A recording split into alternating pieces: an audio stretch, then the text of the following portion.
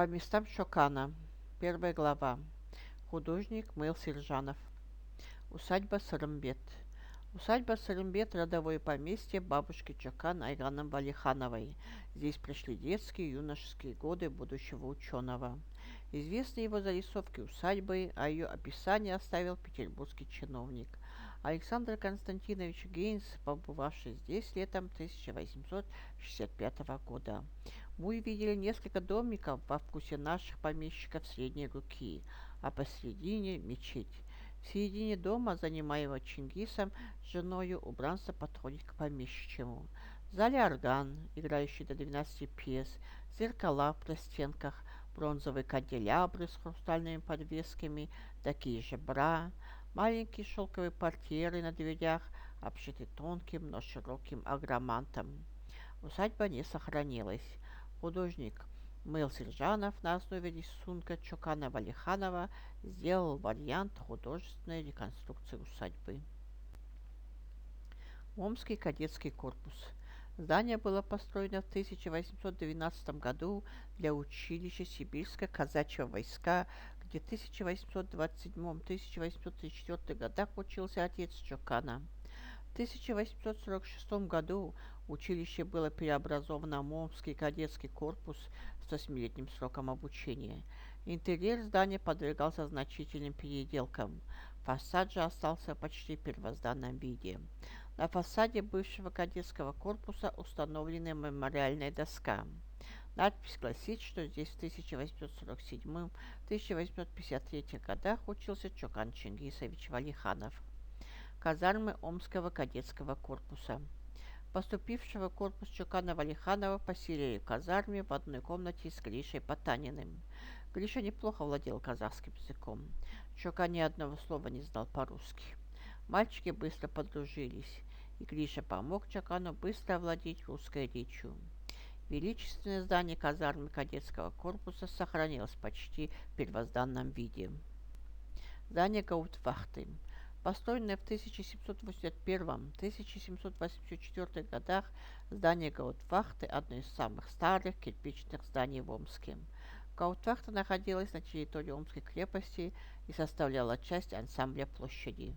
Здесь не раз бывал Чокан Валиханов по делам службы, будучи адъютантом генерал-губернатора Западной Сибири. Госпиталь в Омске. В длинном деревянном здании, стены которого были окрашены в желтый цвет, размещался военный госпиталь. Это учреждение пережило более 130 лет в одних стенах. Постройка датируется временем до 1850 года. Во второй половине 1859 года, после длительного и опасного путешествия в Кашгар, Чокан Валиханов находился здесь на излечении. Канцелярия Омской крепости. Здание из красного кирпича, построенное в последний год 17 столетия, размещалась канцелярия и жили семьи некоторых офицеров.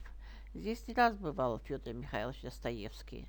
В торжественные дни канцелярию крепости посещал генерал-губернатор Западной Сибири в сопровождении адъютанта Чокана Валиханова. К столетию со дня смерти Федора Михайловича Достоевского здесь открыт музей великого писателя. Здание почты в Омске. Чокан Валиханов часто приходил сюда отправлять свою корреспонденцию в Петербург, письма родителям в Сырымбет. Углы бревенчатого здания почти были забраны досками и оформлены под пилястрой. Необычные окна здания, обрамленные резными наличниками, для того времени они были очень большими. Тобольские ворота. Весной 1716 года русским отрядом под командованием лейб-гвардии полковника Ивана Дмитриевича Пухальца на правом берегу Иртыша в устье реки Умии заложена крепость. В 60-х годах 18 столетия Омская крепость, получив статус административного центра укрепленных линий Западной Сибири, стала перестраиваться. К концу XVIII века были возведены монументальные ворота, каменные арки с бойницами и караульными помещениями. Их было 4 – омские, татарские, иртышские и тобольские. Все они строились по одному проекту и ничем друг от друга не отличались. До нашего времени сохранились только Тобольские ворота. А через Омские и Иртышские ворота в 1853-1859 годы почти ежедневно проходил Чокан Валиханов, направляясь со своей квартиры в мокром Форштадте к месту своего дежурства в доме генерала-губернатора Западной Сибири. Тобольские ворота, как памятник архитектуры своего времени, взяты под охрану государства. Домик Федора Михайловича Достоевского в Омске. После окончания каторжного срока в ожидании назначения в сибирский линейный батальон Федор Михайлович Достоевский поселился в маленьком домике бедного омского мещанина. Хозяин квартиры по существующему положению о постойной повинности был обязан содержать в тепле постояльца, предоставлять ему четверть сальной свечи в день, постель и теплую воду для умывания. После грязных, холодных и темных тюремных камер этот домик казался выходцу из мертвого дома чуть ли не дворцом. Здесь Федор Михайлович Достоевский прожил около месяца до отправки в конце февраля 1854 года в Семипалатинск, дворец генерал-губернатора Западной Сибири. Вскоре после окончания кадетского корпуса Чокан был назначен адъютантом генерал-губернатора Западной Сибири. На левом берегу Умии в 1859 году было закончено строительство дворца. В его стенах часто бывал Чокан Валиханов по делам службы и на балах, которые устраивал губернатор.